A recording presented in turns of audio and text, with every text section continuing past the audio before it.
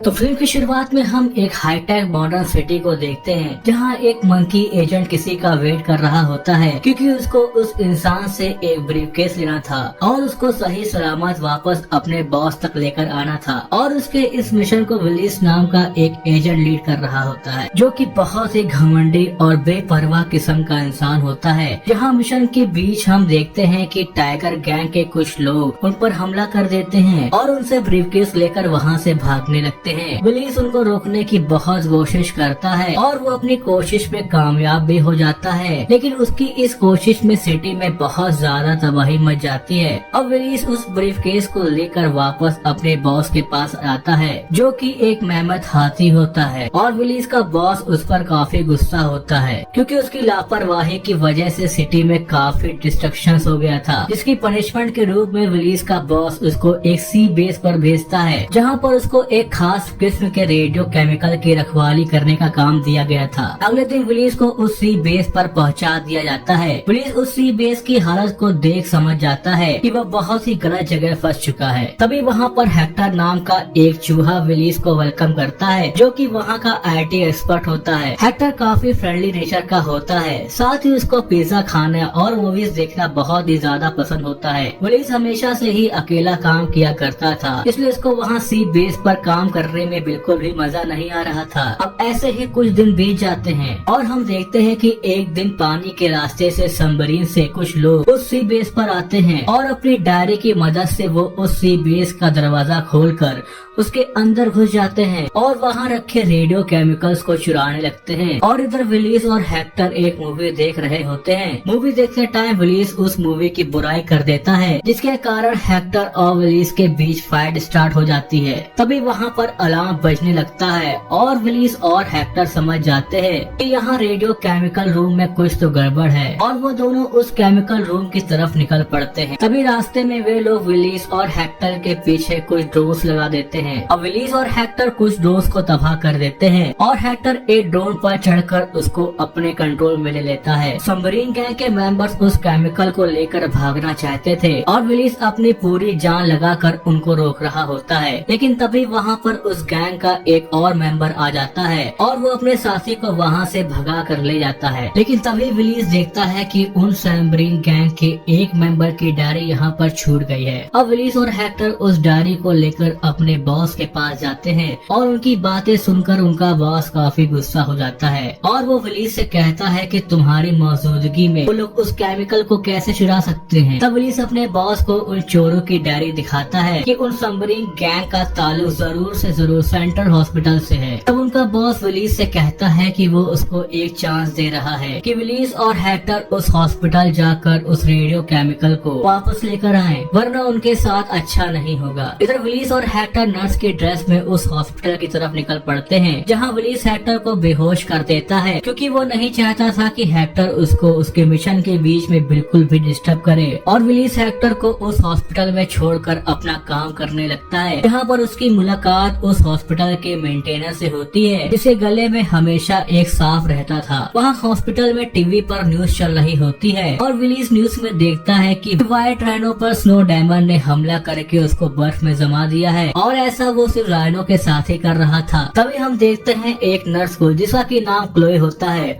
वो एक घायल राइनो को लेकर ऑपरेशन रूम में जा रही होती है, लेकिन राइनो काफी भारी होता है इसीलिए वो उसको धक्का नहीं दे पा रही होती है। तभी वाइस उसकी हेल्प करता है और उसको इमरजेंसी रूम में ले आता है और डॉक्टर जैसे ही राइनो की जान बचाने के लिए उसको शॉक देने वाले होते हैं कि तभी उस हॉस्पिटल की लाइट चली जाती है। तभी विलिस एक इलेक्ट्रिक फिश की मदद से उसको शॉक देता है और उसकी जान बचाता है। इधर मेंटेनेंस वाला स्नेक हॉस्पिटल की लाइट को ठीक कर देता है और उसको कॉफी से एलर्जी होती है, लेकिन गलती से उसके मुंह में कॉफी चली जाती है और वो एक बड़े से ड्रैगन में बदल जाता है। इधर बातचीत के दौरान हम देखते हैं कि विलिस क्लोए को लाइक करने लगा है और क्लोए भी विलिस को लाइक करने लगी है। तभी वहाँ पर वो ड्रैगन आ जाता है और वो दोनों पर हमला करने लगता है। तभी क्लोए गन की मदद से उस पर बेहोशी का इंजेक्शन मारती है, जिसके कारण वो ड्रैगन वापस से स्नेक बन जाता है। यहाँ हेक्टर को अब होश आ गया था, लेकिन बेहोशी की दवाई का आफ्टर इफेक्ट होने के कारण वो सबसे कहता है कि वो एक स्पाई है, लेकिन हॉस्पिटल के सभी लोग हेक्टर को एक पागल समझकर उसको एक अलग रूम में बंद कर देते हैं, जहाँ पर हेक्टर एक गोट की मदद से उस रूम का दरवाजा तोड़कर बाहर आ जाता है और उसकी मुलाकात सीधा विलीस से होती है। अब विलीस हेक्टर को लेकर एक रूम में घुस जाता है ताकि हेक्टर कहीं सबको उनके मिशन के बारे में न बता दे।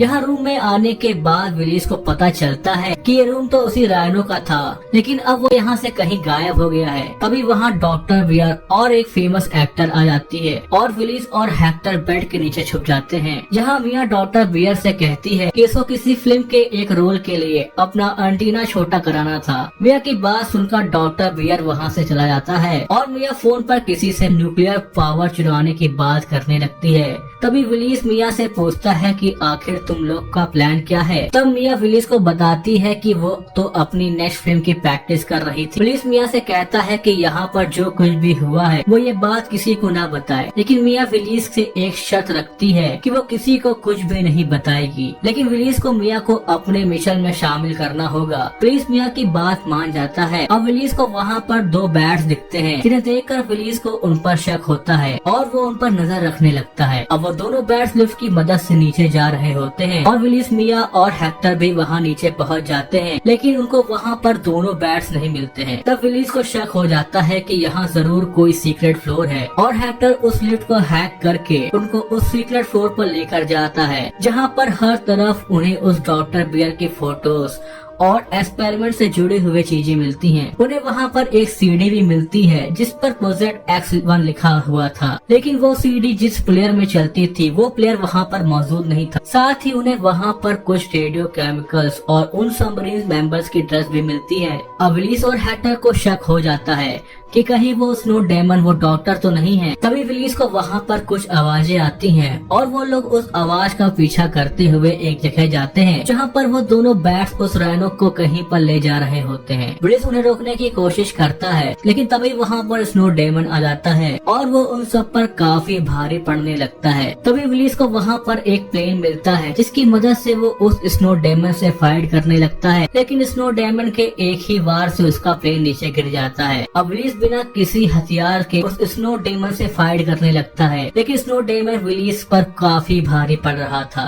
अब स्नोमैन विलीस को मारने ही वाला होता है कि वहाँ पर हेक्टर आ जाता है और वो एक गन की मदद से स्नो डेमन के एक हाथ को इंजर्ड कर देता है और स्नो डेमन वहाँ से भाग जाता है, लेकिन विलीस उसके भागने से पहले उसका कुछ बाल चुरा लेता है और वो उस बाल को हेक्टर को देता है ताकि वो उसका डीएनए टेस्ट करे, ताकि वो लोग प्रूव कर सके कि वो स्नो डेमन वो डॉक्टर बियर है। इधर विलीस और हेक्टर उस सीडी को देखने के लिए एक जगह आ जाते हैं। सीडी देखने पर उन्हें पता चलता है कि डॉक्टर बियर अपने साथी के साथ कई सालों से एक एक्सपेरिमेंट कर रहा था। दरअसल ग्लोबल वार्मिंग के कारण बहुत सारे एनिमल्स की मौत हो रही थी और वो अपने एक्सपेरिमेंट का यूज करके ग्लोबल वार्मिंग को कम करना चाहता था और वो अपना एक्सपेरिमेंट सबसे पहले एक आइसलैंड पर करता है, जहाँ पर काफी सारे मेमथ हाथी रहा करते थे, लेकिन एक्सपेरिमेंट में हुई गलती के कारण उस आइलैंड में सभी मेमथ हाथी जमकर मर जाते हैं। इधर हम देखते हैं कि मिया वो डीएनए टेस्ट देख रही थी और उसे पता चलता है कि ये डीएनए किसी बियर का नहीं बल्कि एक मेमथ हाथी का है। मिया ये बात हेक्टर को कॉल करके बताने की कोशिश करती है, लेकिन फोन में बैटरी कम होने के कारण फोन कट हो जाता है और वो हेक्टर को डीएनए वाली बात के बारे में नहीं बता पाती है। विलीस और हेक्टर वो सीडी लेकर अपने बॉस के पास आते हैं और उनको सारी बात बताते हैं। उनकी बात सुनकर उनका बॉस काफी खुश हो जाता है और वो उन्हें प्रमोशन ऑफर करता है, लेकिन तभी हेक्टर देखता है कि उसके बॉस का हाथ जख्मी है और उसके बॉस के एक एम्प्लॉय की गलती के कारण एक रूम ओपन हो जाता है, जहाँ पर हम उस स्नो डेमन के कॉस्ट्यूम को देखते हैं। अब यहाँ उन दोनों को पता चल जाता है कि वो स्नो डेमन और कोई नहीं बल्कि उनका बॉस ही है। अब हम देखते हैं कि उनका बॉस उन्हें एक जेल में बंद कर देता है, जहाँ पर उनकी मुलाकात उसी टाइगर से होती है जिसको कि विलीस ने स्टार्टिंग में पकड़ा था। वो टाइगर वहाँ पर एक गेम खेल रहा था, लेकिन वो किसी लेवल पर अटक गया था, जिस पर हेक्टर उसे डील करता है कि अगर उसने उसका गेम पार कर दिया तो वो उसको और विलीस को इस जेल से बाहर निकालेगा। इस पर वो टाइगर मान जाता है और हेक्टर उसका गेम पार कर देता है। और वो टाइगर अपने वादे के मुताबिक उनको वहाँ से बाहर निकाल देता है। अब विलिस और हेक्टर वापस उस हॉस्पिटल जाते हैं जहाँ पर वो डॉक्टर बियर रहता था। रास्ते में उन्हें वहाँ पर क्लोई मिलती है जो कि उसे उसी सबरी गैंग के मेंबर की कॉस्ट्यूम में होती है। अब विलिस और क्लोई पर शक होता है कि कहीं वो भी तो डॉक्टर के साथ मिली हुई तो नहीं है। इस पर क्लोई विलिस और हेक्टर से चुपचाप उसके पीछे चलने को कहती है और वो उन्हें एक सीक्रेट रूम में ले जाती है जहाँ पर वो एनिमल्स रह रहे थे जो कि एक्सटिंक्ट होने वाले थे, यानी कि लुप्त होने वाले थे। और वो डॉक्टर बियर उन्हें बताता है कि सबमरीन गैंग के मेंबर वही हैं और उसका मकसद उस रेडियो केमिकल को चुराने के पीछे बस इतना था कि वो उसकी मदद से एटमॉस्फेयर को कंट्रोल कर सके और एक्सटिंक्ट हो रहे सभी एनिमल्स को बचा सके। लेकिन विलिस का बॉस ऐसा नहीं चाहता था और वो इसीलिए ही सभी राइनो को मार रहा था और वो यहाँ भी जरूर बदला लेने आएगा। और ठीक ऐसा ही होता है। स्नो डीमन वहाँ पर अपनी आर्मी भेजता है और उन सब के बीच बहुत मस्त फाइट हो जाती है। तभी वो मेंटेनेंस स्टेट ड्रैगन बन जाता है और स्नो डीमन की आर्मी को हरा देता है। लेकिन तभी वहाँ पर स्नो डीमन आ जाता है और उन दोनों में फाइट स्टार्ट हो जाती है। लेकिन स्नो डीमन की ताकत के आगे वो ड्रैगन भी नहीं टिक पा रहा था और वो बर्फ में जम जाता है। तभी डॉक्टर बियर वहाँ आता है और स्नो डीमन से पूछता है कि आखिर वो ऐसा क्यों कर रहा है। जिस पर स्नो डीमन उससे कहता है कि जब वो अपना एक्सपेरिमेंट उसके आइलैंड पर कर रहा था तब उसके डैड को कुछ शक हुआ और उन्होंने पहले ही स्नो डीमन को वहाँ से दूर भेज दिया। लेकिन वहाँ जाते टाइम उस आइलैंड पर एक तेज ब्लास्ट होता है और वहाँ मौजूद सभी लोग बर्फ में जम जाते हैं और वो डॉक्टर बियर से अपने लोगों की मौत का बदला लेने आया था। तब स्नो डीमन अपनी पावर का यूज करके क्लोई और हेक्टर को भी जमा देता है। अब वहाँ पर मिया आ जाती है और वो वहाँ पर अपने 20 आर्मी को बुला लेती है जिनकी मदद से वो स्नो डीमन का सूट तबाह करने लगती है और मौका पाकर विलिस गन से उसके सूट के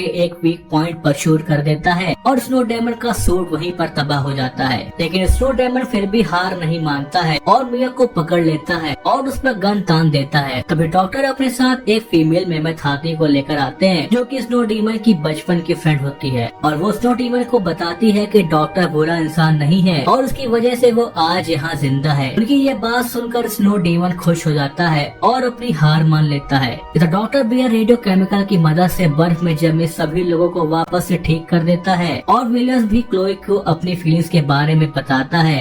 यहीं पे मूवी का दी एंड हो जाता है। अगर आपको हमारी एक्सप्लेनेशन अच्छी लगी हो तो हमारे चैनल को लाइक और सब्सक्राइब करो। और मिलते हैं साथ में एक और नई वीडियो में। तब तक के लिए गुड बाय।